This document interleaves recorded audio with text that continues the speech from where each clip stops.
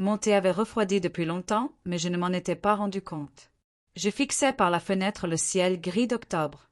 La pluie tambourinait monotone sur le rebord, tel le tic-tac d'une vieille horloge dans le salon. Témoin fidèle de ma solitude. Je m'appelle Eunice Grimshaw. J'ai 78 ans et je suis veuve depuis 15 ans. Parfois, j'ai l'impression d'avoir vécu plusieurs vies et que je vis maintenant la dernière. Silencieuse et discrète. Ma maison de Cumberland est la seule chose qui soit restée inchangée. Style victorien, 2 étages, un petit jardin derrière. C'était bruyant autrefois. Le rire de Gavin quand il était petit, la musique de la voix de mon mari Alfred le dimanche. Maintenant, il n'y avait plus que le craquement du parquet et la radio dans la cuisine. Je me suis levée de ma chaise, m'appuyant sur ma canne, les genoux à nouveau douloureux, annonçant la pluie. Mais qu'importe si elle allait arriver? En passant devant la cheminée, je me suis arrêtée devant une photo dans un simple cadre en bois. Alfred le jour de notre mariage. Costume strict, cheveux soigneusement peignés, un sourire légèrement gêné.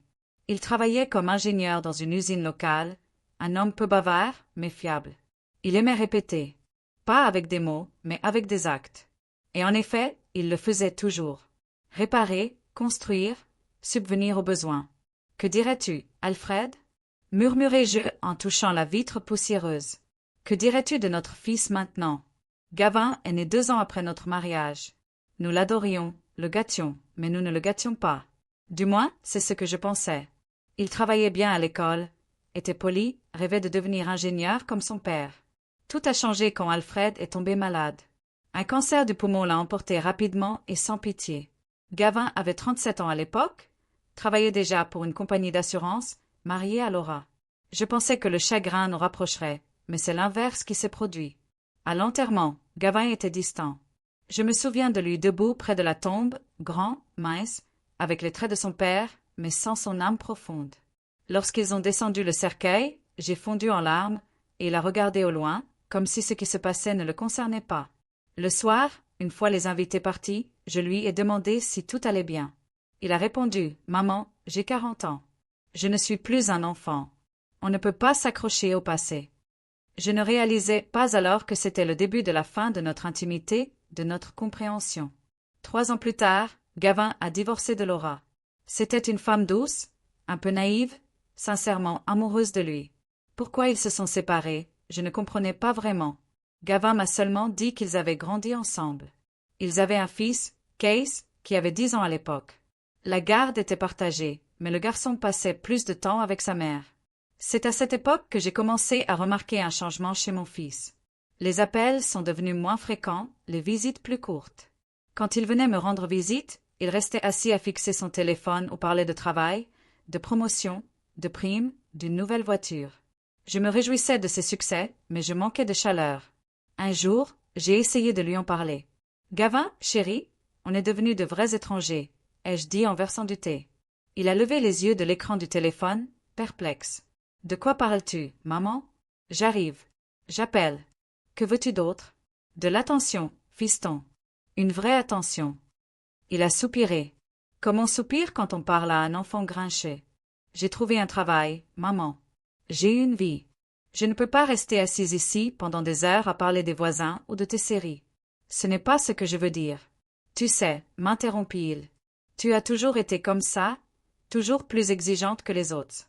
Papa comprenait ça, mais pas toi. » Ces mots m'ont fait un choc plus violent qu'une gifle. Je n'ai rien dit. Que pouvais-je dire? Que j'avais travaillé toute ma vie comme infirmière pour qu'il ait tout ce dont il avait besoin. Que je m'étais privée de tout quand Alfred était malade pour payer les meilleurs médecins. Qu'après sa mort, c'est moi qui ai aidé Gavin à verser la compte pour la maison? Non, je n'en ai pas parlé. Une mère ne devrait pas tenir un registre de bonnes actions pour son propre enfant. Au fil des ans, je me suis habituée à ce que mon fils n'appelle que lorsqu'il avait besoin de quelque chose. Généralement de l'argent, que ce soit pour réparer le toit, pour des vacances, pour se remettre du stress ou pour de nouveaux meubles. Je n'ai jamais dit non. C'était peut-être mon erreur de trop pardonner, de trop donner. Mais n'est-ce pas ce que font les mères? N'est-ce pas ce que j'ai gardé pendant toutes ces années? Case, mon petit-fils, était mon seul rayon de soleil. Contrairement à son père, il me rendait souvent visite, d'abord avec sa mère, puis seul quand il était plus grand. Il m'aidait au jardin, écoutait mes histoires du passé, m'apportait des livres. C'est lui qui insistait pour que j'apprenne à utiliser un smartphone et un ordinateur. Grand-mère, il faut que tu suives le rythme, me disait-il en me montrant patiemment comment utiliser un appel vidéo. Sinon, le monde te dépassera. Grâce à Case, je suis devenue experte non seulement en téléphonie, mais aussi en réseaux sociaux, en achat en ligne, et j'ai même lancé un blog de jardinage. C'était mon petit sanctuaire, où je cultivais des roses et j'écrivais à leur sujet. Quelques dizaines d'abonnés, principalement des femmes âgées comme moi, mais j'aimais ça. Case est allé à l'université dans une ville voisine pour étudier la biologie.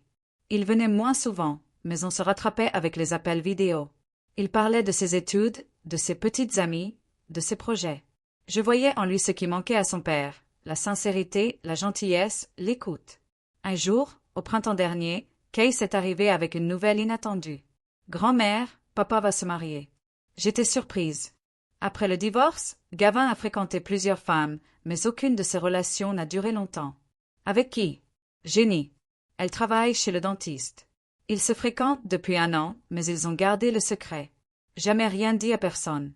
Je me souvenais vaguement que mon fils avait mentionné une certaine Jenny lors d'un de ses appels téléphoniques occasionnels, mais je n'en connaissais pas les détails. C'est une femme bien? Ai-je demandé prudemment. Case a haussé les épaules. Normal, un peu autoritaire. Elle se comporte différemment avec mon père qu'avec nous tous. Doucement, vous savez. Et quand elle se détourne, c'est une autre personne. J'ai hoché la tête. J'ai connu des gens comme ça. Un visage pour les élus, un autre pour tous les autres. Eh bien, si ton père est content, il le dit, mais tu sais. Case baissa la voix même si nous étions seuls. Je crois qu'il en a juste assez d'être seul. Jenny est très tenace et elle a une fille de son premier mariage. Elle a 18 ans. C'est comme un forfait. J'ai souri à la métaphore. Mon petit-fils intelligent. On se marie pour toutes sortes de raisons, chérie. Ce n'est pas à nous de juger. Oui, mais il hésitait. Ils veulent un grand mariage, très cher. Papa a dit qu'il allait te demander de l'aide pour l'argent. C'est tout. J'étais amère, mais pas surprise.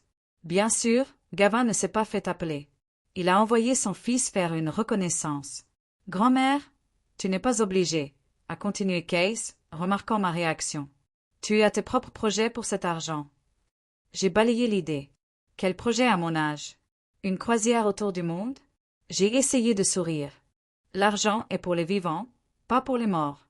Si ton père a besoin d'aide, je t'aiderai. Case secoua la tête. Parfois, on est trop gentille, grand-mère. Peut-être avait-il raison. Mais que faire d'autre?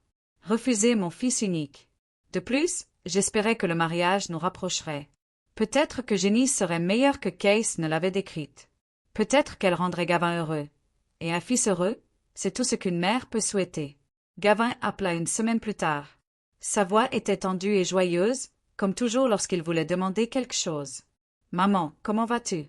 Tu n'es pas malade? » « Je vais bien, fiston. J'ai un peu mal aux articulations, mais c'est l'âge. » « Oui, l'âge. » Il toussa. « Écoute, j'ai des nouvelles. J'ai décidé de me marier. J'ai fait la surprise. »« Vraiment? Avec qui? » ?»« Elle s'appelle Jenny. C'est une femme merveilleuse. Tu vas l'adorer. Intelligente, attentionnée, une hôtesse formidable. Je suis contente pour toi, dis-je sincèrement.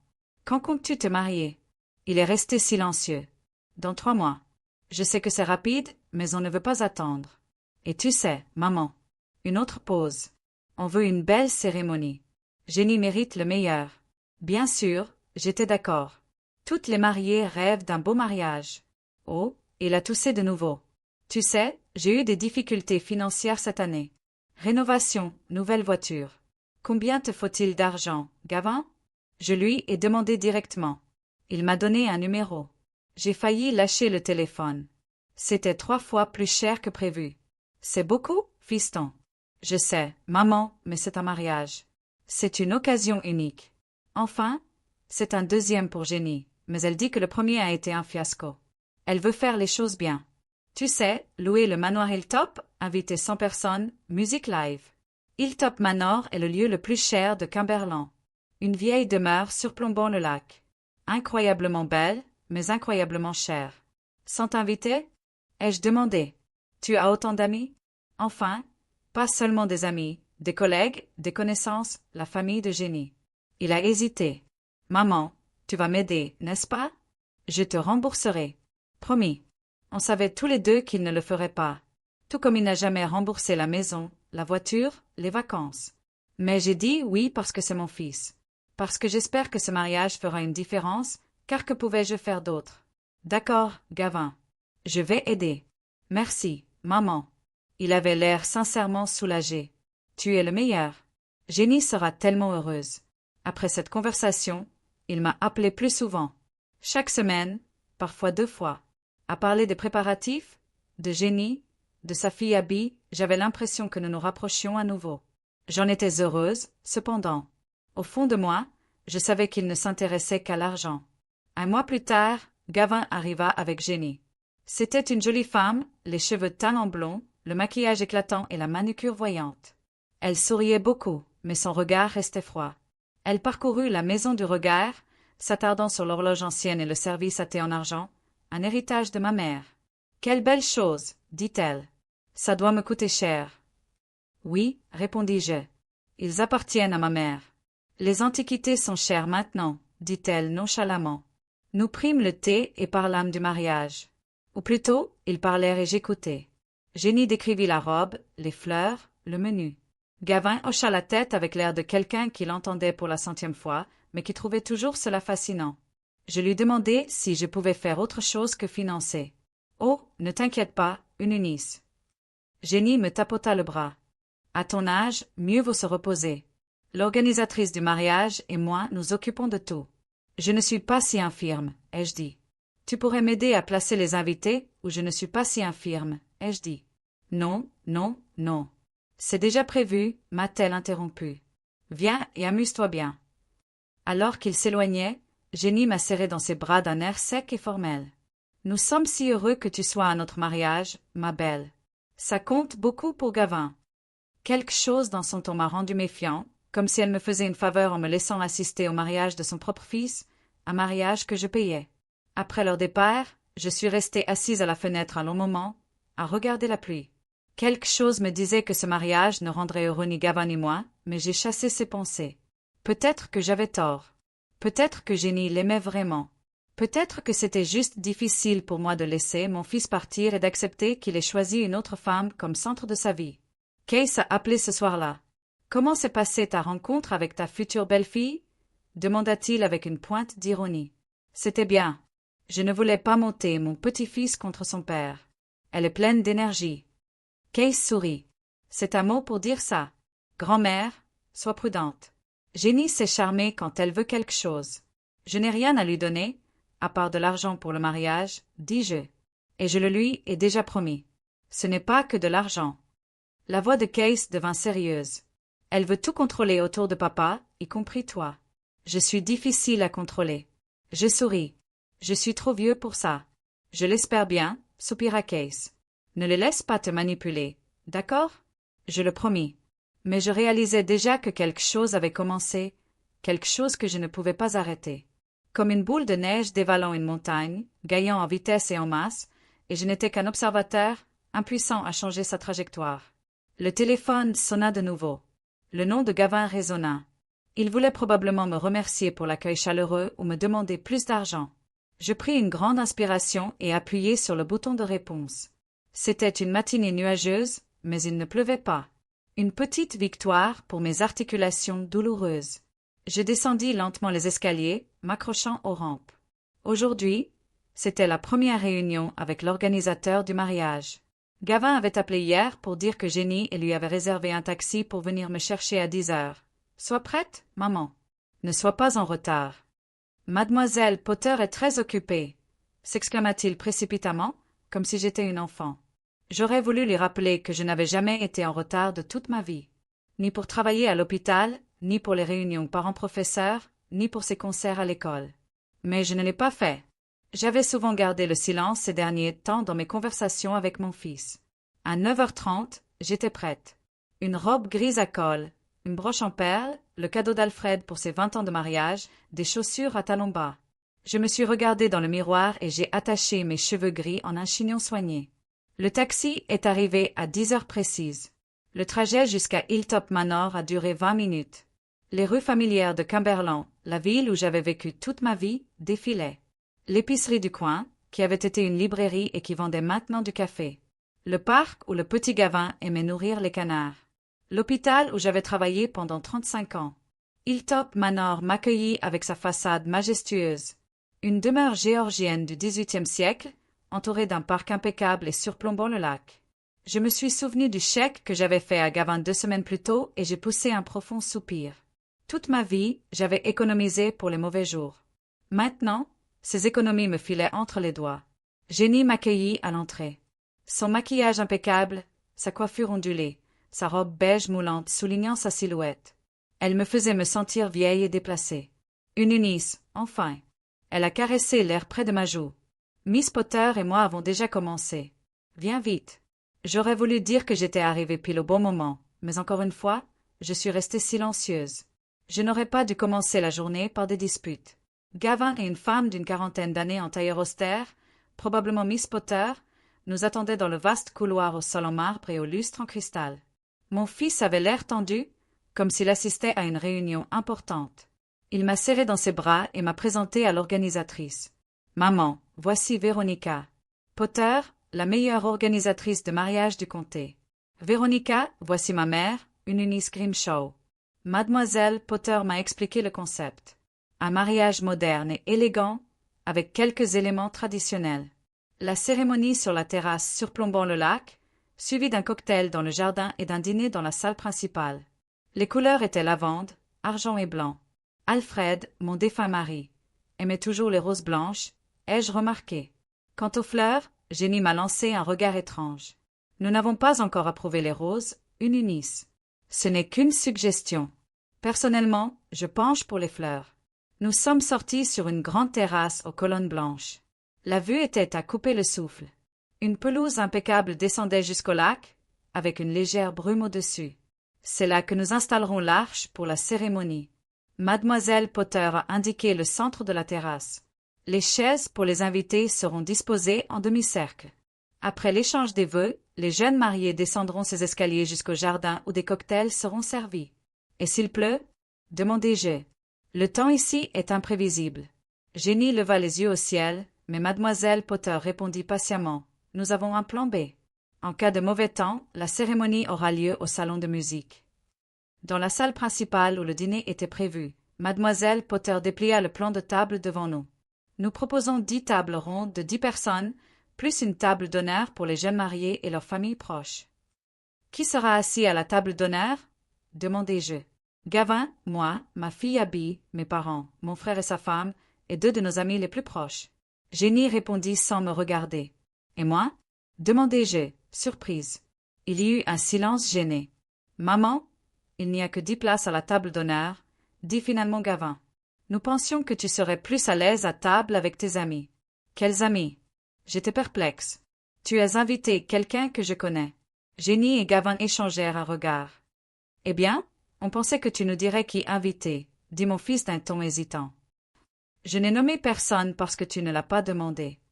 Ma voix tremblait. Et je pensais que je serais assise à côté de toi, Gavin. Je suis ta mère, après tout. Mademoiselle Potter toussa, visiblement mal à l'aise. Je suis sûre qu'on peut revoir le plan de table. Peut-être ajouter une place à la table d'honneur. Non, non, intervint vivement Jenny. C'est déjà approuvé.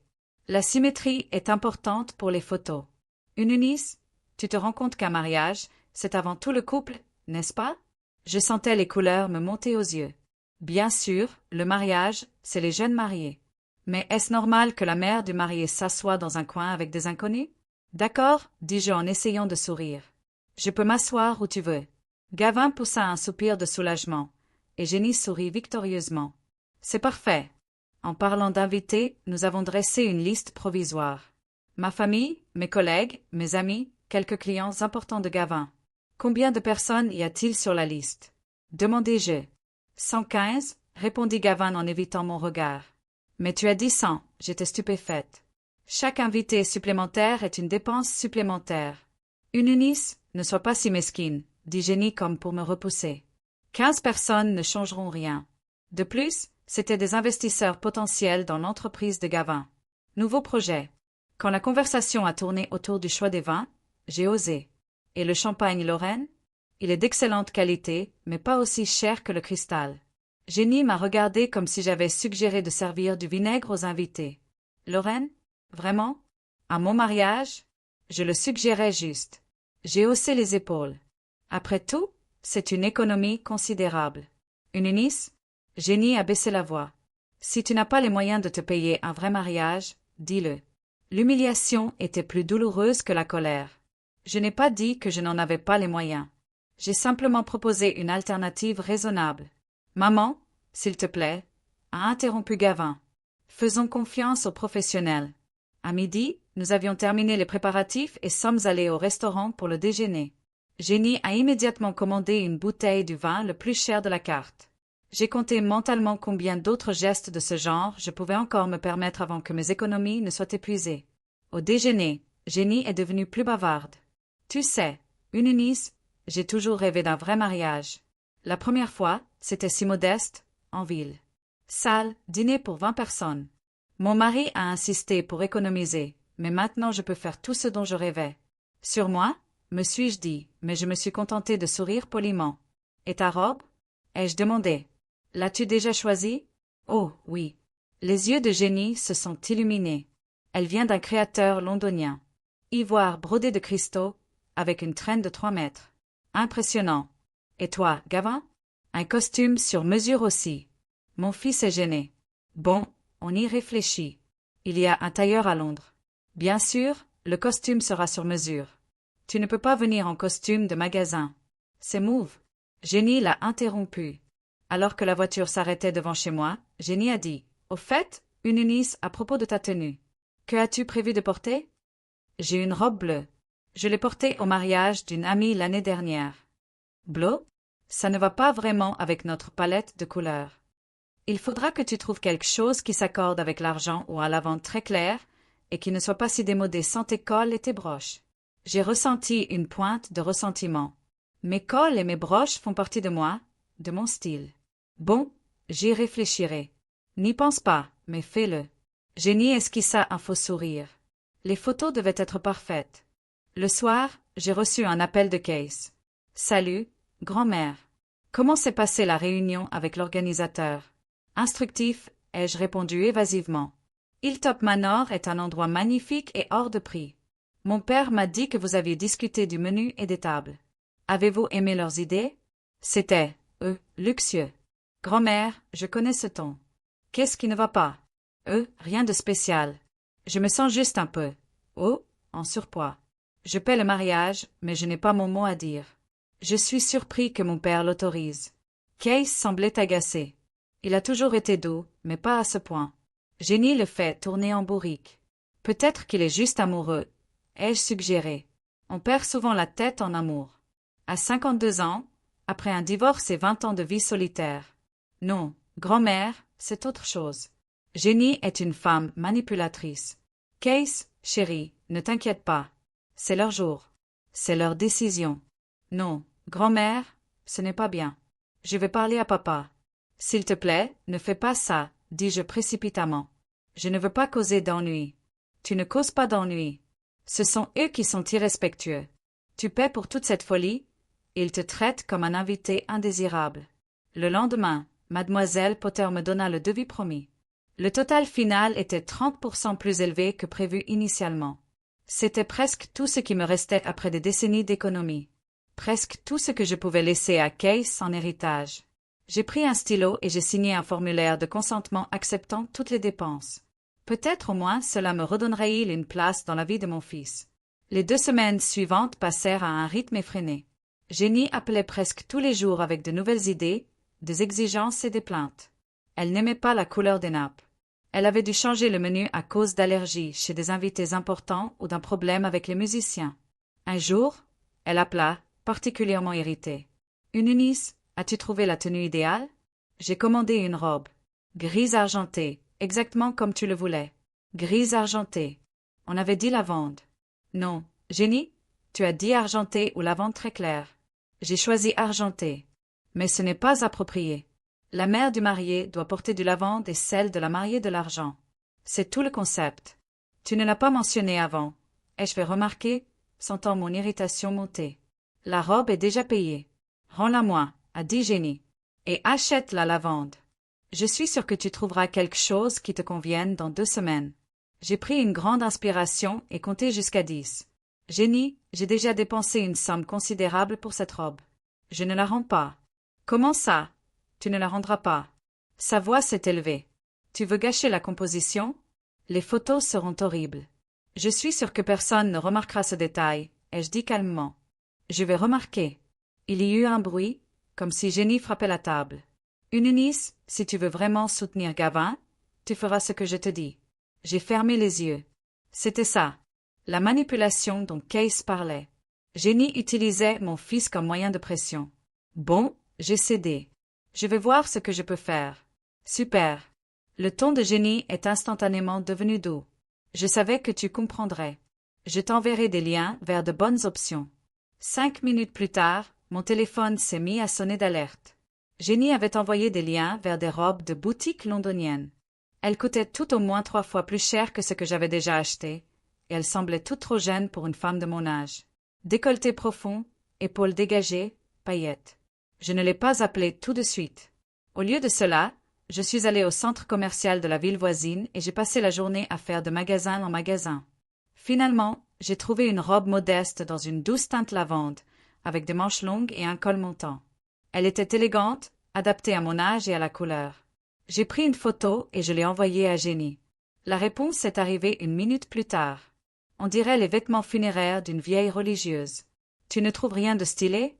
Je fixais l'écran du téléphone, les joues brûlantes d'humiliation. La vendeuse à côté de moi m'a lancé un regard compatissant. Apparemment, mon visage exprimait tout ce que je ressentais. « Vous avez du mal à choisir, madame ?» a-t-elle demandé poliment. « On peut dire ça, » ai-je soupiré.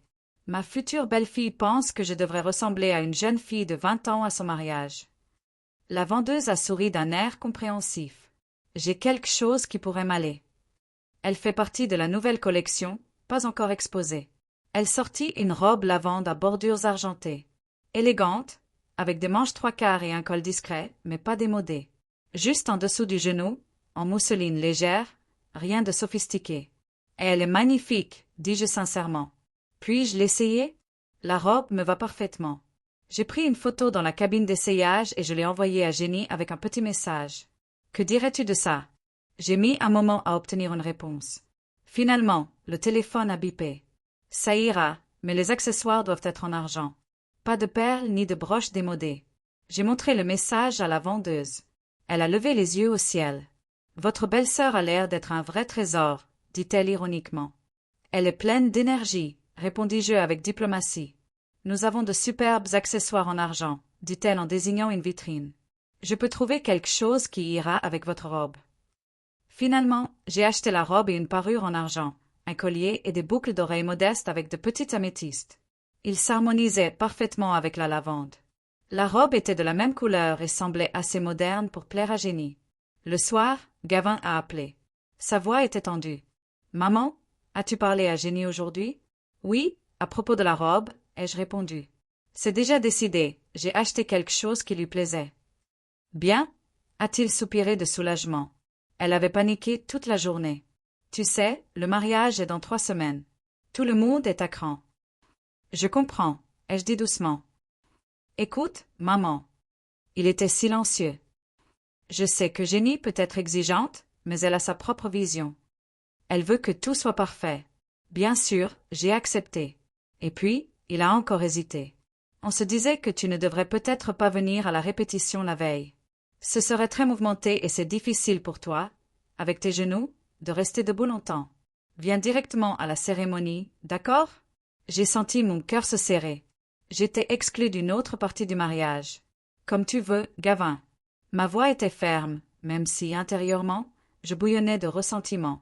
Merci, maman. Tu es la meilleure. Il était visiblement content que la conversation se soit déroulée sans heurts. Je t'enverrai un taxi le jour de ton mariage. Après l'appel, je suis restée assise sur la chaise un long moment, à regarder par la fenêtre. Il faisait plus sombre dehors, et mon reflet dans la vitre devenait de plus en plus distinct. Une femme aux cheveux gris et au regard fatigué. Quand suis-je devenue quelqu'un qui gêne mon propre fils? 1 semaine avant le mariage, Jenny a organisé un enterrement de vie de jeune fille. Je n'étais pas invitée, bien sûr. Je l'ai découvert par hasard en appelant Gavin. Il m'a dit qu'il était occupé avec des amis au pub, car les filles avaient pris possession de la maison pour leur fête. Je me suis sentie particulièrement seule ce soir-là. J'ai composé le numéro de Case. « Grand-mère » a-t-il applaudi. « J'allais justement t'appeler. Comment vas-tu? » « Bien. » J'ai essayé de sourire, mais il ne l'a pas vu. « Comment va l'école? » « Ça va. » « Écoute, je me demandais si tu venais à la répétition du mariage. »« Non, » ai-je répondu. Gavin a dit que ce serait mouvementé et que je ferais mieux de venir directement à la cérémonie. Il y a eu un silence. Oh. La voix de Case est devenue froide. Et tu as dit oui.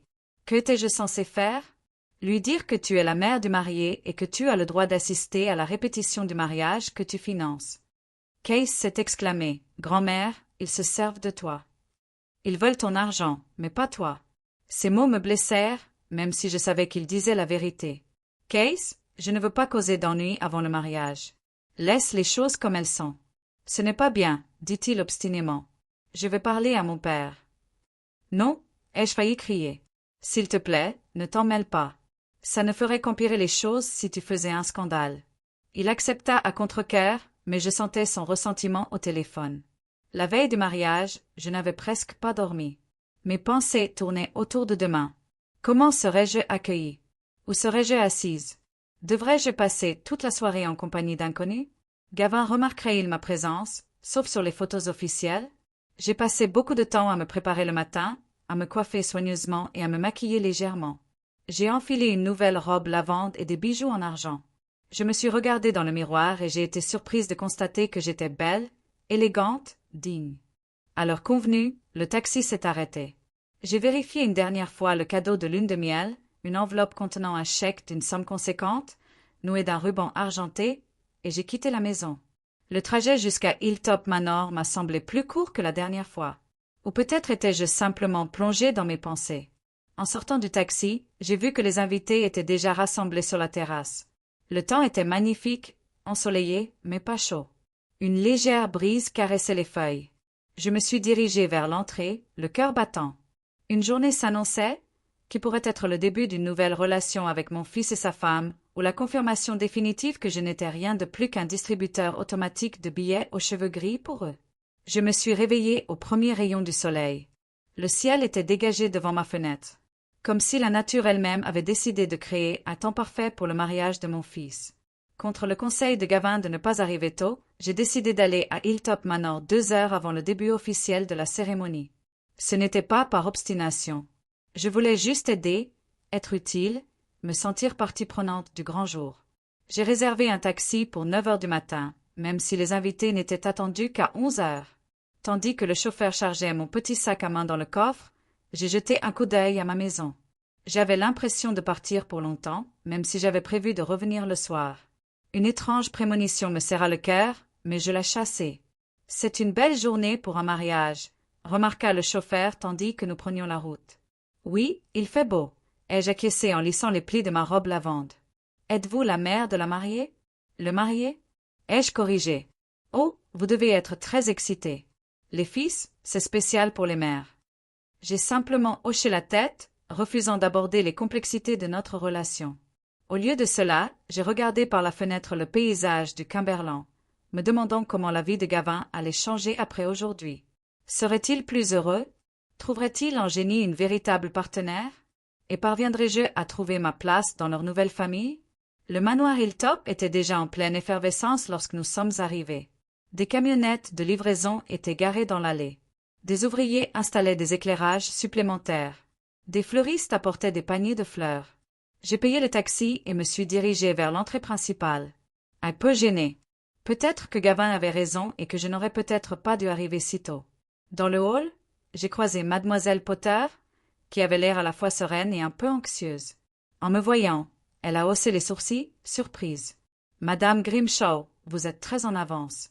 La cérémonie n'a lieu qu'à 11h30. » « Je sais. » J'ai souri. Je pensais pouvoir vous aider. C'est le mariage de mon fils, après tout.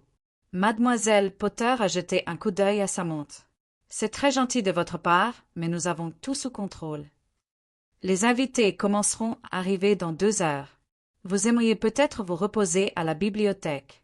C'est calme maintenant et la vue sur le jardin est magnifique. Je comprenais qu'on me congédiait poliment, mais je décidai de ne pas céder si facilement. Où est Gavin? J'aimerais le féliciter avant la cérémonie. Monsieur Grimshaw se prépare dans l'aile, mais il a demandé à ne pas être dérangé avant l'événement. Mademoiselle Potter parla doucement mais fermement. L'excitation d'avant le mariage, vous comprenez? J'acquiesçai, même si je me tortillais intérieurement. Mon propre fils ne voulait pas me voir avant le moment le plus important de sa vie. Étais-je vraiment si pénible pour lui? Et Jenny? Demandai-je, connaissant déjà la réponse. Mademoiselle Malcolm et ses amis sont dans l'aile ouest. Elles finissent de se maquiller et de se coiffer, une compagnie exclusivement féminine. Mademoiselle Potter sourit d'un air professionnel. Pourquoi ne prendriez-vous pas une tasse de thé à la bibliothèque? J'enverrai quelqu'un quand il sera temps de prendre place. Cédant, je me laissai conduire à la bibliothèque, une pièce élégante avec des bibliothèques jusqu'au plafond et de confortables fauteuils près de la fenêtre. Dès que la porte se referma sur Mademoiselle Potter, je me sentis piégée, isolée des vacances que je m'étais payées. 20 minutes plus tard, une jeune serveuse passa avec du thé et des biscuits. Je la remerciai et lui demandai comment avançaient les préparatifs. Très orageux, madame, répondit-elle. La mariée avait déjà changé 2 fois la disposition des fleurs dans le hall principal et il semble y avoir un problème avec le gâteau. La mauvaise teinte de glaçage. Vraiment? Je ne pus cacher ma surprise. Le pâtissier est l'un des plus chers. Oui, madame. Mais mademoiselle Malcolm est très précise dans ses souhaits. De toute évidence, la jeune fille pesait ses mots. Elle veut que tout soit parfait. Après le départ de la serveuse, je me dirigeai vers la fenêtre. Elle donnait sur la terrasse où l'arche de la cérémonie était presque terminée. Des chaises blanches étaient alignées, séparées par un chemin jonché de pédales. Tout semblait impeccable sans que je sois intervenue. Je décidai de ne pas m'asseoir dans la bibliothèque avant l'arrivée des invités. Après tout, j'avais payé pour ce mariage et j'avais le droit de voir comment les préparatifs se déroulaient. Je sortis dans le couloir et me dirigeai vers la salle principale où devait se tenir le dîner. La salle avait été transformée depuis ma dernière visite. Les tables étaient recouvertes de nappes blanches, ornées d'argent et de cristal, décorées de compositions florales de lavande et de fleurs blanches. À chaque place se trouvait une carte avec le nom de l'invité.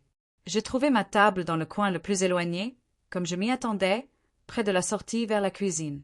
J'esquissai un sourire symbolique. Madame Grimshaw. Une voix d'homme m'interpella. Je me retournai et vis un jeune homme en costume, l'un des assistants de Mademoiselle Potter. Les invités commençaient à arriver. Mademoiselle Potter dit, « Vous devriez déjà prendre place pour la cérémonie. » Je jetai un coup d'œil à ma montre. C'était plus long que je ne le pensais. En sortant sur la terrasse, je constatai que les premiers invités étaient bel et bien assis. Le maître de cérémonie m'indiqua une place au premier rang, seule consolation de la journée. Au moins, je serais près de Gavin pendant l'échange des vœux. Petit à petit, tous les sièges se remplirent. J'ai jeté un coup d'œil furtif aux invités, pour la plupart plus jeunes que moi.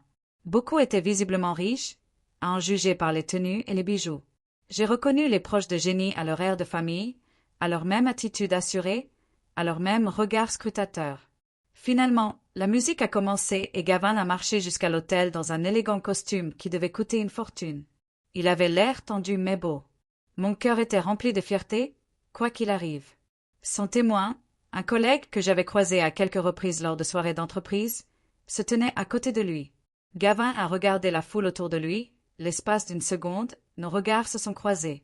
J'ai souri et lui ai fait un léger signe de la main. Il a hoché la tête en retour, puis a détourné le regard, gêné. La musique a changé. Les invités se sont levés et Jenny a lentement avancé jusqu'à l'autel. Je devais admettre qu'elle était magnifique. Sa robe ivoire brodée de cristaux était parfaitement ajustée. La traîne filait derrière elle comme un ruisseau scintillant. Son visage rayonnait de triomphe. Elle avait obtenu tout ce qu'elle désirait. La cérémonie était parfaite. L'échange des vœux, l'échange des alliances, le premier baiser en tant que mari et femme, tout s'est déroulé exactement comme prévu. J'ai essuyé une larme avec ferveur pendant que Gavin récitait ses vœux. Malgré les difficultés, j'étais heureuse pour lui, ou plutôt j'avais envie d'être heureuse. Après la cérémonie, les invités se sont dirigés vers le jardin pour un cocktail. Je me suis tenue un peu à l'écart, regardant Gavin et Jenny recevoir les félicitations. Quelques personnes sont venues vers moi, se sont présentés, ont échangé des banalités polies, puis se sont éloignés. Je me sentais étrangère à cette célébration de la vie. Soudain, quelqu'un m'a interpellée. En me retournant, j'ai vu Kay se précipiter vers moi à travers la foule. Mon petit-fils avait l'air d'avoir grandi dans un costume austère, les cheveux plaqués en arrière. « Grand-mère !» Il m'a serré fort dans ses bras. « Je t'ai enfin trouvé. Comment vas-tu ?»« Je vais bien, ma puce. » Je me suis blottie contre lui un instant. « Tu es très beau aujourd'hui. Et tu es magnifique. » Il s'est écarté et m'a regardé. « Cette robe te va vraiment bien. »« Merci. » J'ai souri. Jenny l'a repéré. Kay a souri. Bien sûr qu'elle l'a fait. « Écoute, as-tu été présenté à sa famille? Ils sont assis dans un groupe à l'écart près de la fontaine, comme des rois. » Non, j'ai secoué la tête. Mais je ne m'attendais pas à ce qu'ils le soient. Les jeunes mariés ont beaucoup de choses à penser aujourd'hui. Occupés? Kay a ricané. Jenny ne fait que poser pour des photos et recevoir des compliments. Elle aurait pu prendre une minute pour te présenter à sa famille. Case? Je lui ai lancé un regard d'avertissement. Ne le faisons pas. C'est le jour de notre mariage. Nous ne voulons pas le gâcher. Il a hoché la tête, mais je voyais bien qu'il se retenait à peine. D'accord, grand-mère, mais je reste avec toi. Je ne veux pas que tu restes seule, ma puce. Tu as ta propre compagnie. J'ai fait un signe de tête en direction d'un groupe de jeunes hommes, visiblement les amis de Case. Amuse-toi bien. Je vais bien. Il a accepté à contre-cœur.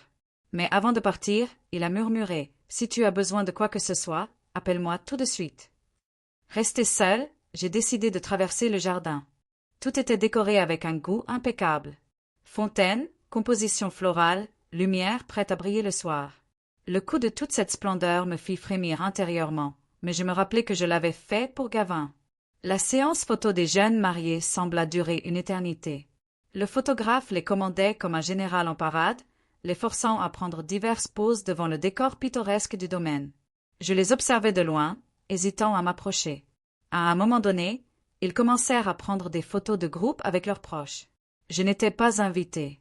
J'ai vu Jenny serrer ses parents dans mes bras, Gavin serrer la main de son père. Mon fils était entouré d'une nouvelle famille, sans place pour moi. Finalement, le gong sonna, invitant les invités à dîner.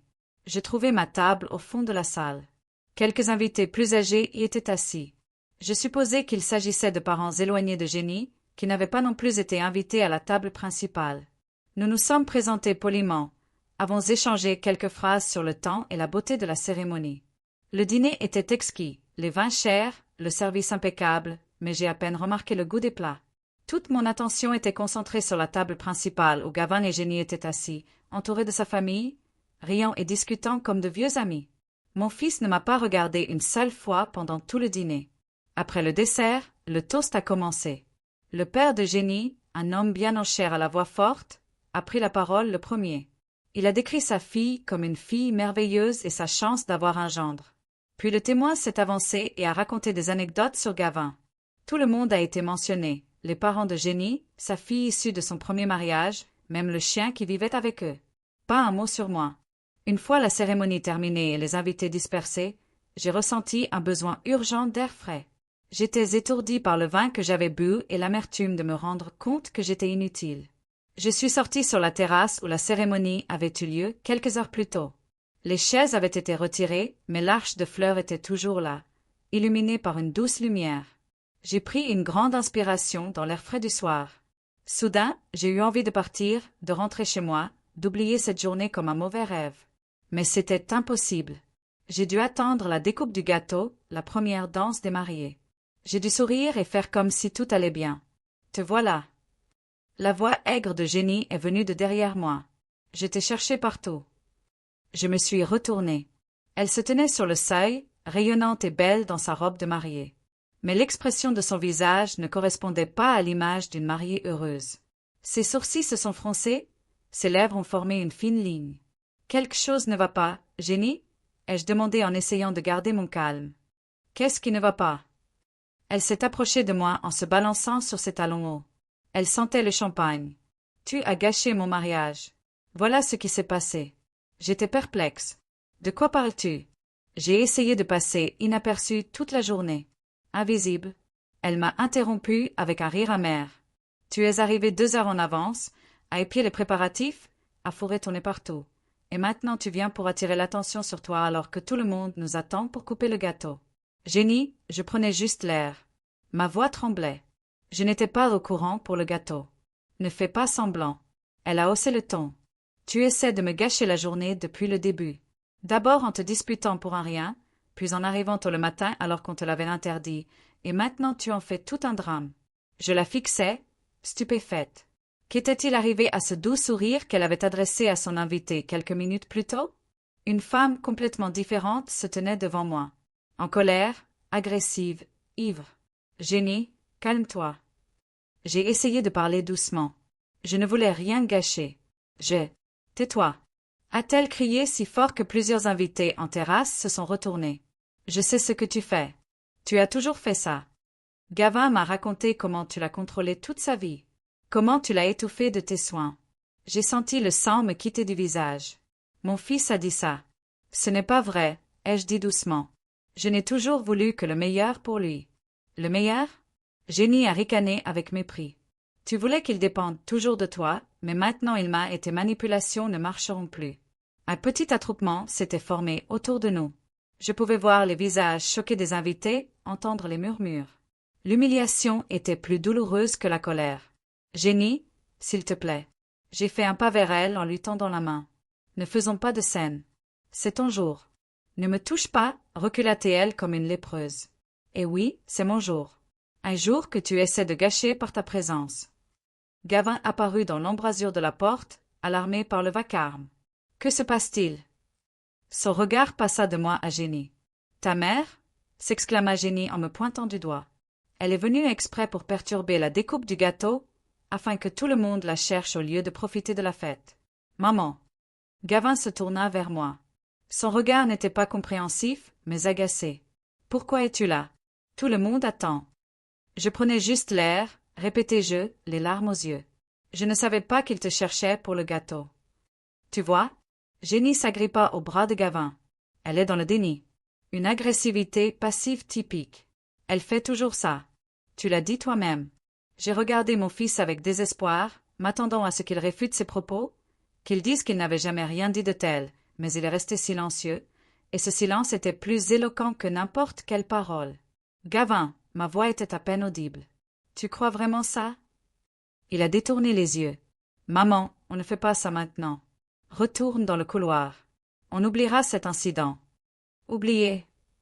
Génie a haussé le ton. Elle nous gâche la journée depuis ce matin. Je ne veux pas qu'elle reste. Je ne veux pas la voir derrière notre gâteau sur nos photos. Gavin me regarda, impuissant, puis Génie, puis de nouveau moi. Je le voyais chercher désespérément une issue. Génie, tu pourrais peut-être te calmer un peu. Il sursauta. Non. Elle tapa du pied comme une enfant grincheuse. Je ne me calmerai pas. Je veux qu'elle parte maintenant. Tu n'es pas la bienvenue. Va-t'en. Elle me cria littéralement ces derniers mots au visage. Le silence régna. L'invité se figea, ne sachant où aller. Je regardai mon fils, m'attendant à ce qu'il se lève pour que je lui dise que sa mère ne pouvait pas être une invitée indésirable à son mariage. Mais il resta silencieux, les yeux baissés. Gavin? Ma voix trembla. Il leva les yeux et je ne lus ni amour, ni gratitude, seulement de la lassitude et de la frustration. Tu devrais peut-être vraiment y aller, maman, dit-il doucement. Vous avez déjà assisté à la cérémonie et Génie est bouleversé. J'ai senti quelque chose se briser en moi. Le dernier fil qui me reliait à mon fils s'est rompu dans un bruit presque audible. Bon, je me suis redressée, rassemblant les derniers lambeaux de dignité qui me restaient. Je m'en vais. Félicitations à vous deux. Je me suis dirigée lentement vers la sortie, sentant les marches des invités choqués. Personne ne m'a arrêté. Personne n'a dit un mot. Seul Case, qui était apparu dans l'embrasure de la porte, a essayé de s'approcher, mais j'ai secoué la tête. Je ne voulais pas qu'il se dispute avec son père à mon sujet. Au vestiaire, j'ai pris mon sac à main et mon châle. Le portier m'a hélé un taxi, évitant tout contact visuel. Apparemment, la nouvelle du scandale s'était répandue instantanément. Pendant que j'attendais la voiture, mademoiselle Potter est venue vers moi. Madame Grimshaw, elle avait l'air sincèrement inquiète. Je suis vraiment désolée pour tout ça. Peut-être demain matin, quand tout le monde sera calmé. Ce n'est rien, mademoiselle Potter, ai-je interrompu. Certaines choses ne s'arrangent pas avec des excuses.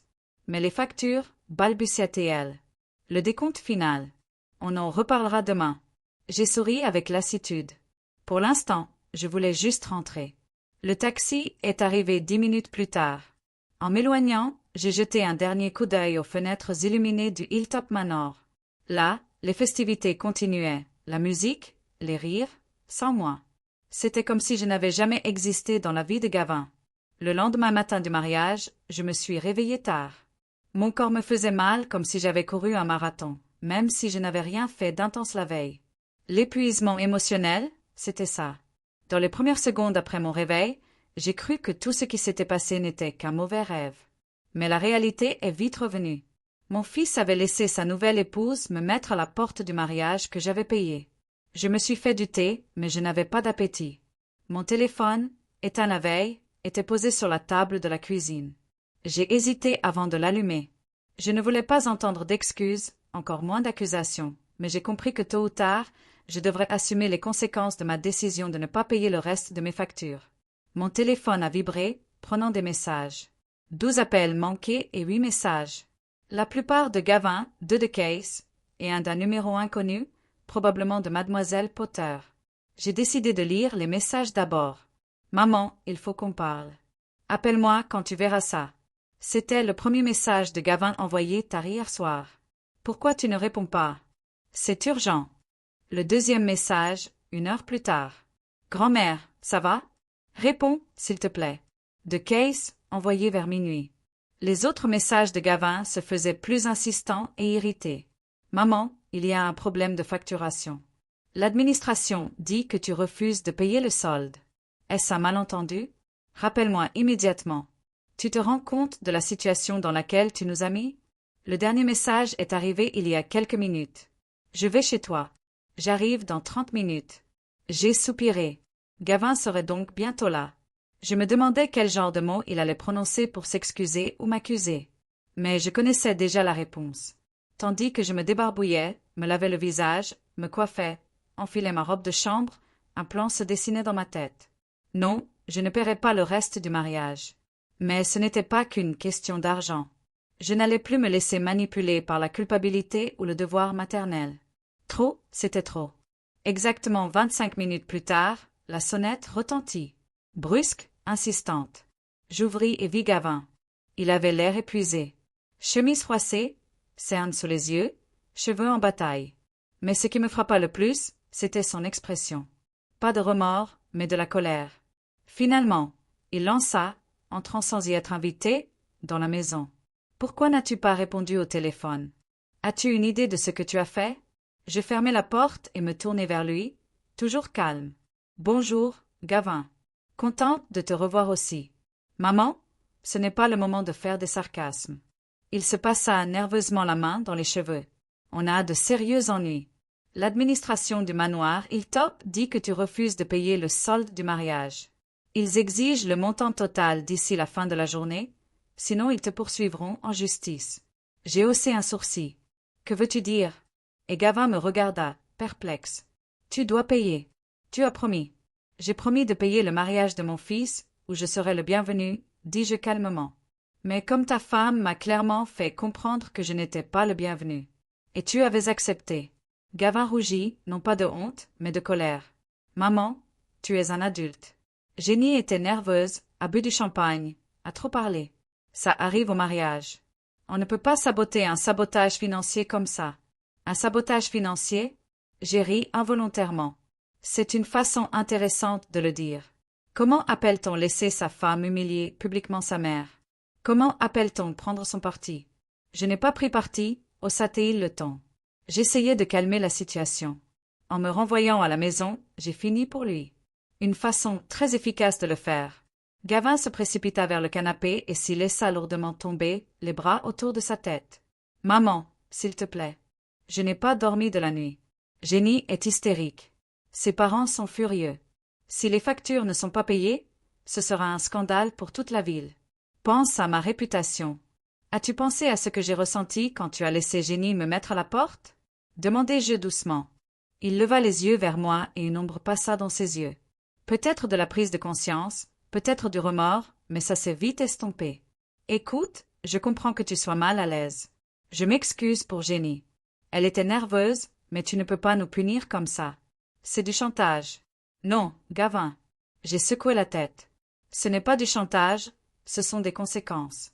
Chaque action a des conséquences. Toi et Jenny avez fait votre choix hier. Maintenant, fais avec. Mais les factures, il commença à s'étrangler d'indignation. Tu as promis qu'on ne pourrait pas payer autant. On a un prêt immobilier, une nouvelle voiture. Tu as un bon travail, dis-je.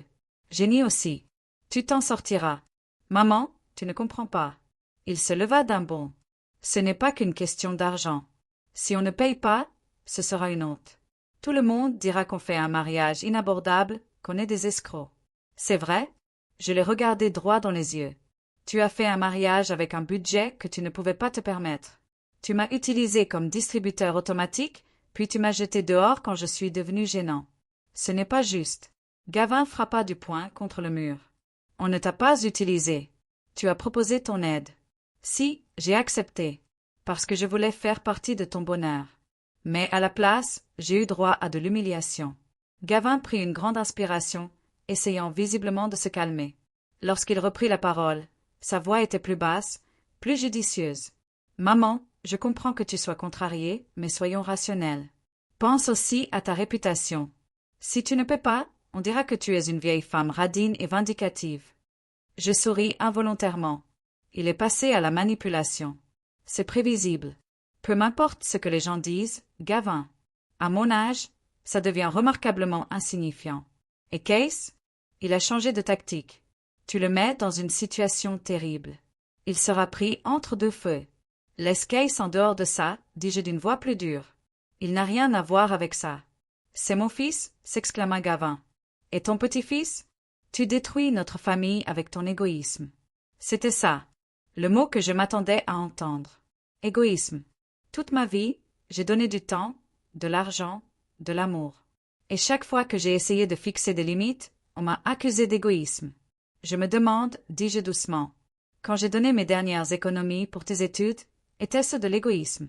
Quand j'ai contribué à la compte pour la maison, était-ce de l'égoïsme? Et quand j'ai accepté de payer un mariage que même ta fiancée, avec ses exigences royales, ne pouvait pas se permettre, était-ce de l'égoïsme aussi? Gavin détourna le regard, mais il n'a pas abandonné. Tu sais exactement ce que je veux dire. Si tu m'aimes vraiment, tu ne me mettras pas dans cette situation.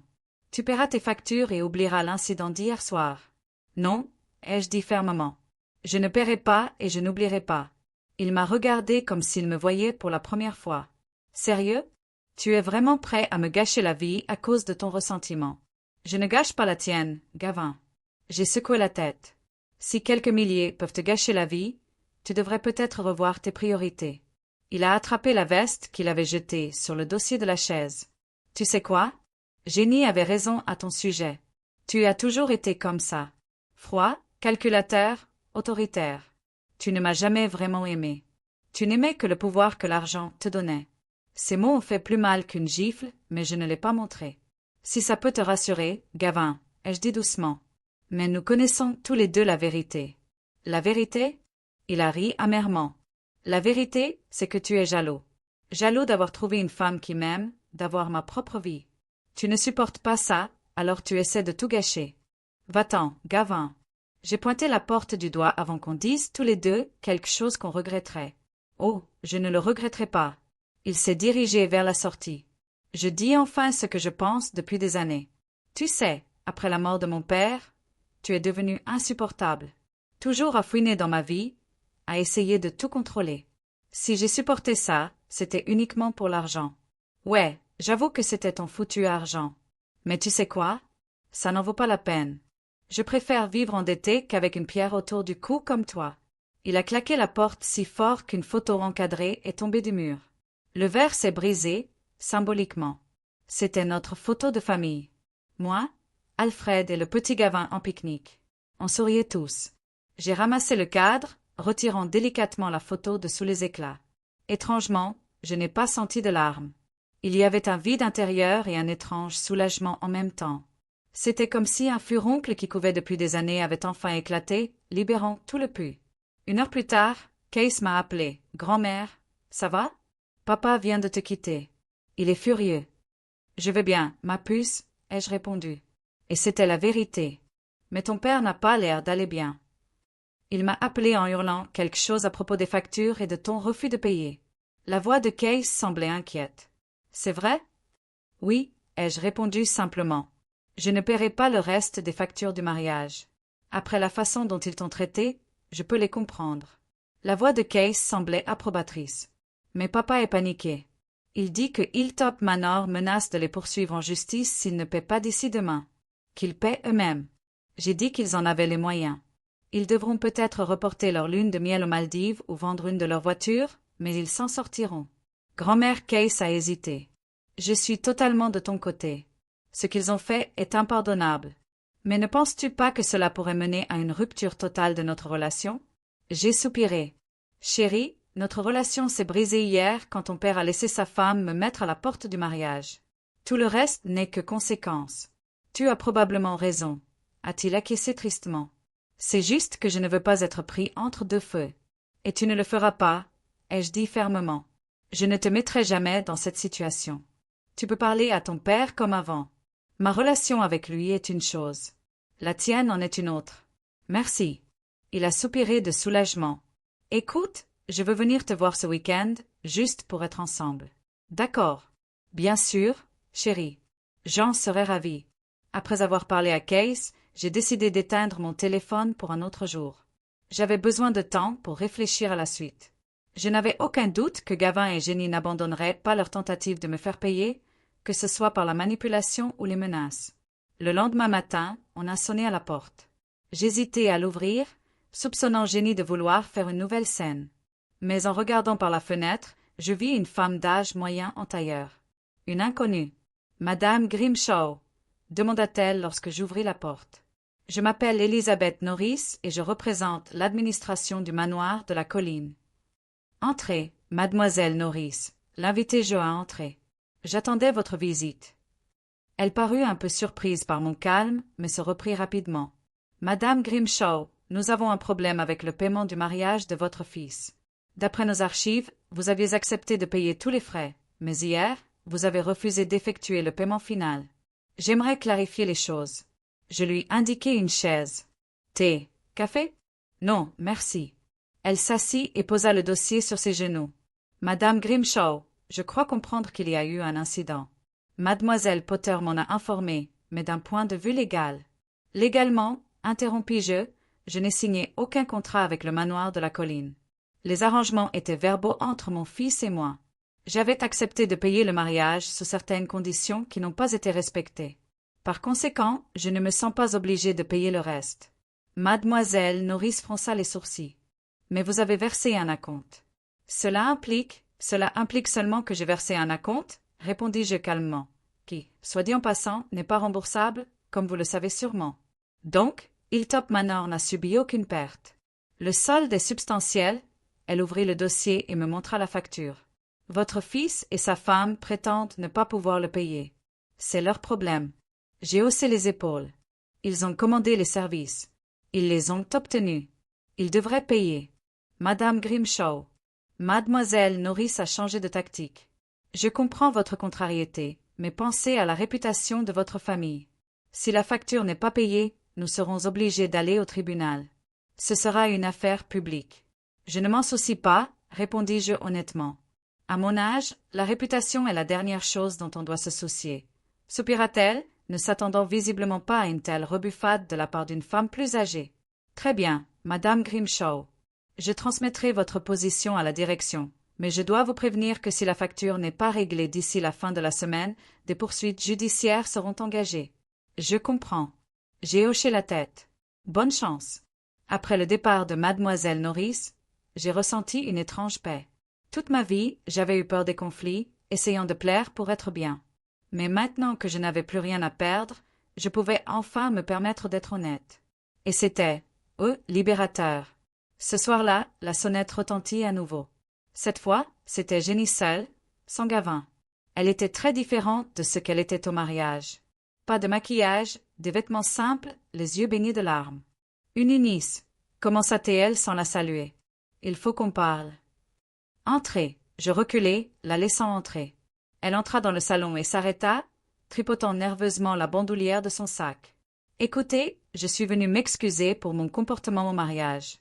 J'étais nerveuse. J'ai bu trop de champagne. Je n'aurais pas dû dire ces choses. Mais vous les avez dites, dis-je, sans lui demander de s'asseoir. Oui, et je le regrette. » Elle baissa les yeux. C'était terrible. Je comprends ta colère. Je l'observai attentivement. Ses excuses semblaient guindées, hypocrites. Ce n'était pas la même Jenny qui m'avait crié dessus sur la terrasse, ni celle qui avait passé des mois à planifier chaque détail du mariage avec une précision maniaque. C'était l'actrice qui jouait le rôle de la belle-fille pleine de remords. « Que veux-tu, Jenny ?» demandai-je sèchement. Elle cligna des yeux, déconcertée par ma franchise. « Oui, je veux me réconcilier. Recommencer. Pour le bien de Gavin, et pour les factures à payer, bien sûr, ajoutai-je. » Son visage se crispa, le masque du remords s'effaçant un instant, révélant une certaine irritation. « Oui, il y a ça, » admit-elle rapidement, reprenant ses esprits. « Mais ce n'est pas qu'une question d'argent, une Eunice. Je veux vraiment une bonne relation avec toi. »« Pourquoi ?» demandai-je. « Tu as clairement montré que j'étais une nuisance pour toi, une invitée indésirable. Pourquoi voudrais-tu une bonne relation avec moi ?» Elle hésita, visiblement surprise par une telle question. « Tu es la mère de Gavin, tu fais partie de sa vie, et donc de la mienne aussi. C'est intéressant que tu n'y aies pas pensé quand tu m'as expulsée du mariage, dis-je. Ni quand tu as planifié le plan de table, m'envoyant à une table avec des inconnus, ni quand tu as exigé que j'achète une nouvelle robe parce que la mienne n'allait pas avec ta palette de couleurs. J'avoue que j'ai été trop exigeante. » Jenny fit une grimace de pitié. Les mariages sont une période stressante. Je voulais que tout soit parfait.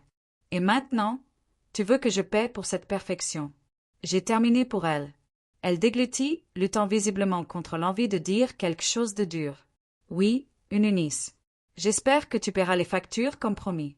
Mais ce n'est pas la seule raison de ma présence. Je veux sincèrement réparer notre relation. Non, Jenny. J'ai secoué la tête. Tu n'es pas sincère. Tu es venue parce que Gavin a échoué à me faire payer. Maintenant, c'est à ton tour. D'abord le bâton, maintenant la carotte. Très prévisible. Son visage changea de nouveau, le masque agréable tombant complètement. « D'accord, dit-elle sèchement. Ne jouons pas à ce jeu. Oui, je suis là pour l'argent parce que ton fils, mon mari, est désespéré. Nous ne pouvons pas payer cette somme. Si nous ne payons pas Hilltop Manor, ils nous poursuivront en justice et cela ruinera la carrière de Gavin. C'est ce que tu veux? Ce que je veux, Jenny. Tu n'étais pas intéressée quand tu m'as viré du mariage, répondis-je calmement. Pourquoi devrais-je me soucier de ce que tu veux? Parce que ce n'est pas de moi qu'il s'agit? S'exclama-t-elle. C'est de Gavin, ton fils. Es-tu vraiment prête à lui gâcher la vie à cause de ton ressentiment? Ça a gâché la mienne aussi, dis-je. Mais ça ne te dérangeait pas. Jenny serra les dents. Tu te comportes comme une enfant. Œil pour œil. Vraiment? À ton âge? À quel âge penses-tu qu'il est approprié de laisser les autres s'essuyer les pieds sur toi? Demandai-je. 70, 80 ans, ou seulement quand tu seras morte. Tu n'es qu'une vieille femme vindicative, hurla Jenny. Gavin avait raison à ton sujet. Tu essayais toujours de le contrôler avec l'argent. Mais tu sais quoi? On peut y arriver sans toi. Je vendrai ma voiture. On fera un prêt, mais on paiera ses foutues factures. Et puis c'est fini. Tu ne nous reverras plus jamais, ni Case. Case? J'ai haussé un sourcil. C'est un adulte. On ne peut pas l'empêcher de me voir. On verra bien. Elle a attrapé son sac et s'est dirigée vers la sortie. Il ne voudrait pas ruiner sa relation avec son père pour une vieille femme qui allait bientôt mourir. Sur ces mots, elle se précipitait hors de la maison en claquant la porte. Je me suis lentement affalée sur la chaise. Les menaces contre Case étaient douloureuses, mais je savais que c'étaient des paroles en l'air. Mon petit-fils était un jeune homme intelligent et indépendant. Il déciderait lui-même avec qui il voulait fréquenter. Le lendemain, j'ai reçu un appel de l'avocat de Hilltop Manor. Il était plus professionnel que mademoiselle Norris, mais le fond de la conversation était le même. Si la facture n'était pas payée, un procès s'ensuivrait. J'ai poliment expliqué ma position et mis fin à la conversation. J'ai ensuite appelé mon propre avocat, Maître Parker, qui s'occupait de mes affaires depuis la mort d'Alfred. « Madame Grimshaw, je suis contente d'avoir de vos nouvelles. » Sa voix était chaleureuse. « Que puis-je faire pour vous, Monsieur Parker? J'aimerais apporter quelques modifications à mon testament, dis-je, et peut-être me consulter en vue d'un éventuel procès. Nous avons pris rendez-vous pour le lendemain. Lorsque j'ai raccroché, je me sentais étrangement calme. Pour la première fois depuis longtemps, je n'agissais pas par peur ou par devoir, mais par respect pour moi-même et je laissais Jenny penser que j'étais une vieille femme vindicative. Je savais que je ne faisais que fixer des limites saines que j'aurais dû fixer il y a des années. Le soleil printanier filtrait par les fenêtres de mon nouvel appartement, l'emplissant de lumière et de chaleur. J'étais assise à une petite table sur le balcon avec une tasse de thé, admirant la vue sur le parc. Cela faisait exactement 6 mois que Jenny m'avait chassée du mariage. 6 mois qui avaient complètement changé ma vie. Après tous ces événements, j'avais pris une décision mûrie depuis longtemps, mais que je manquais de détermination, vendre la maison. La vieille demeure victorienne, qui abritait tant de souvenirs, était devenue trop lourde pour une vieille dame seule. De plus, elle me liait à un passé que j'étais déterminée à oublier. La vente s'est déroulée étonnamment vite. Une jeune famille avec 2 enfants a eu le coup de foudre pour la maison, et j'étais heureuse d'entendre à nouveau les rires des enfants. Le produit de la vente a suffi à acheter un confortable 2 pièces dans le nouveau quartier de Cumberland et à me constituer une solide réserve financière. L'appartement était situé au 3e étage d'un immeuble moderne avec un ascenseur en parfait état pour une personne souffrant de problèmes de genoux. Les fenêtres donnaient sur le parc municipal. Et à 5 minutes à pied, il y avait tous les commerces nécessaires, une pharmacie et un café chaleureux où j'aime prendre mon petit déjeuner le dimanche. Je n'avais plus parlé à Gavin ni à Jenny depuis. Après la visite de Jenny et ses menaces concernant Case, je m'attendais à de nouvelles tentatives de pression, mais il n'y en eut aucune. Comme je l'ai appris plus tard par Case, ils ont dû contracter un emprunt pour rembourser Hilltop Manor, ce qui a sérieusement affecté leurs finances. La lune de miel au Malte a été annulée. Jenny a vendu sa voiture. Apparemment, l'expérience a été suffisamment douloureuse pour les décourager de poursuivre le conflit. Case est resté le seul lien qui me rattachait à mon ancienne vie. Mon petit-fils, malgré les menaces de Jenny, n'a pas cessé de communiquer avec moi. Au contraire, notre relation s'est renforcée.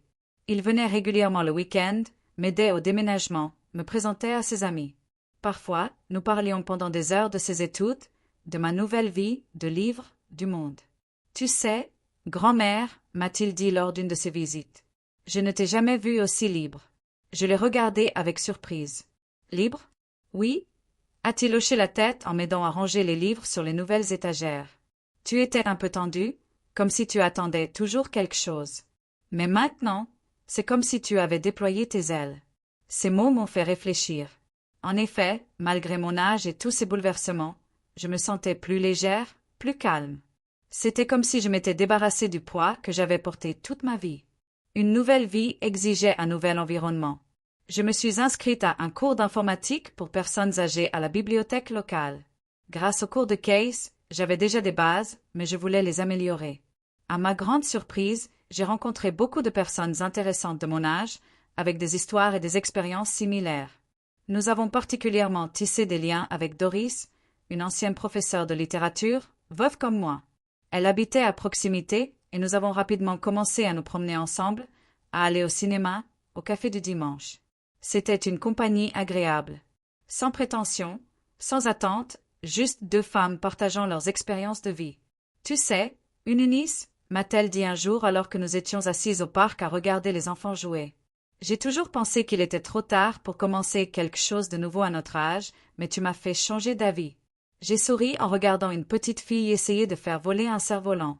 Il n'est jamais trop tard pour commencer quelque chose de nouveau, Doris. La seule question est de savoir si nous en aurons le courage. Après avoir suivi un cours d'informatique, j'ai décidé d'aller plus loin et de faire du bénévolat à la même bibliothèque. 2 fois par semaine, j'aidais d'autres personnes âgées à se familiariser avec l'informatique et Internet. Cela me donnait le sentiment d'être utile et donnait un sens à mes journées. Voir une femme de 80 ans envoyer un email à son petit-fils pour la première fois de sa vie ou un homme de 75 ans apprendre à utiliser Skype pour communiquer avec ses enfants à l'étranger était une véritable joie. J'ai également repris mon blog de jardinage. Bien que je n'ai plus de jardin, j'ai transformé mon balcon en véritable jardin fleuri et partagé des conseils sur la culture des plantes en milieu urbain. À ma grande surprise, le blog est devenu très populaire. Le nombre d'abonnés a atteint plusieurs centaines, puis des milliers. Tu es une vraie star d'Internet, grand-mère. Kay Sari en m'aidant à créer mes comptes sur les réseaux sociaux. Bientôt, tu auras plus d'abonnés que moi. Un jour, alors que j'étais à la bibliothèque pour un autre cours, j'ai remarqué un nouveau visiteur, un homme d'un certain âge avec une barbe gris soignée et un regard bienveillant. Il était assis au dernier rang, écoutait attentivement mes explications sur les principes du courrier électronique. Après le cours, il s'est approché de moi. « Une Eunice Grimshaw ?» a-t-il demandé avec une certaine incertitude. « C'est vous, n'est-ce pas ?» Je l'ai regardé attentivement, essayant de me rappeler où je l'avais déjà vu. « Oui, c'est moi. »« Et vous êtes Robert Fleming ?» Il a souri. Nous avons travaillé ensemble à l'hôpital central. J'étais médecin au service de cardiologie. Docteur Fleming? Je me souvenais de lui maintenant. Bien sûr que si. C'est juste que vous avez changé. Plus âgé, vous voulez dire? Il a ri. Eh bien, 20 ans, c'est long. Nous avons commencé à discuter. Il s'est avéré que Robert était veuf depuis 3 ans et avait récemment déménagé à Cumberland pour se rapprocher de sa fille et de ses petits-enfants. Lui aussi avait décidé d'apprendre à se servir d'un ordinateur pour rester dans l'air du temps. J'avais déjà appris à utiliser les emails, m'a-t-il dit, mais les réseaux sociaux sont un peu un mystère pour moi. Alors, je suis venu à vos cours. Après le cours, il a proposé de prendre le thé au café en face de la bibliothèque. J'ai accepté et nous avons passé une heure agréable à nous remémorer nos anciens collègues et nos expériences à l'hôpital. « Tu as changé, une Eunice, » a-t-il dit soudain en me regardant attentivement. « Et ce n'est pas qu'une question d'apparence. Tu as gagné en assurance. Tu étais si discrète, toujours dans l'ombre. La vie t'apprend beaucoup. » J'ai souri. Surtout quand on a plus de 70 ans. Je ne dirais pas 70. Robert a souri. Mais 65. Tu sais, je t'ai toujours trouvée séduisante, mais à l'époque, nous avions tous les deux une famille, un travail. Je me suis sentie rougir. À 78 ans, qui l'eût cru? Robert, tu me flattes. Pas du tout. Il était sérieux. Je dis juste ce que je pense. On devrait peut-être dîner ensemble un de ces jours. Je connais un bon restaurant italien dans le coin. J'ai dit oui, surprise de mon audace. Un rendez-vous à mon âge? Cela semblait tellement inattendu et excitant. Le dîner était prévu une semaine plus tard. Robert était galant, la conversation légère et facile. Nous avons découvert que nous avions beaucoup en commun. L'amour de la musique classique, du jardinage, des voyages. À la fin de la soirée, j'ai réalisé que je ne m'étais pas sentie aussi bien en compagnie d'un homme depuis longtemps. « Je peux te raccompagner chez toi ?» a demandé Robert en sortant du restaurant. « Avec plaisir, ai-je répondu. Nous avons marché lentement, mes genoux, son cœur, l'âge faisant son œuvre. Mais il y avait une beauté dans cette lenteur. Nous avons parlé des étoiles, de l'enfance, de rêves réalisés ou non. À la porte de chez moi, Robert m'a embrassé légèrement sur la joue. « Merci pour cette agréable soirée, une Eunice. J'espère qu'on recommencera. » « On recommencera. » Ai-je souri, ressentant une étrange excitation qui semblait devoir m'avoir quitté depuis longtemps. Nos rencontres sont devenues régulières. On allait au cinéma, au théâtre, à des concerts. Parfois, on se promenait simplement dans le parc ou on s'asseyait sur mon balcon pour discuter de tout et de rien. Robert était un causeur attentif, intelligent et doté d'un grand sens de l'humour. Il ne cherchait pas à précipiter les choses, respectant mes limites. Case était ravi de notre amitié. « Grand-mère, tu rajeunis à vue d'œil », a-t-il dit en remarquant la nouvelle coupe de cheveux et la nouvelle robe que j'avais faite avant notre prochain rendez-vous. « Le docteur Fleming a de la chance. » Je lui ai simplement souri en retour. Notre relation avec Robert était spéciale. Non pas l'arôme d'une passion juvénile, mais l'affection profonde et chaleureuse de 2 personnes qui avaient vécu longtemps et savaient la valeur de chaque jour. Un jour de printemps, exactement 6 mois après le mariage de Gavin, Robert m'a demandé de sortir de la ville. Il avait loué une petite voiture à transmission automatique. C'était plus pratique à notre âge.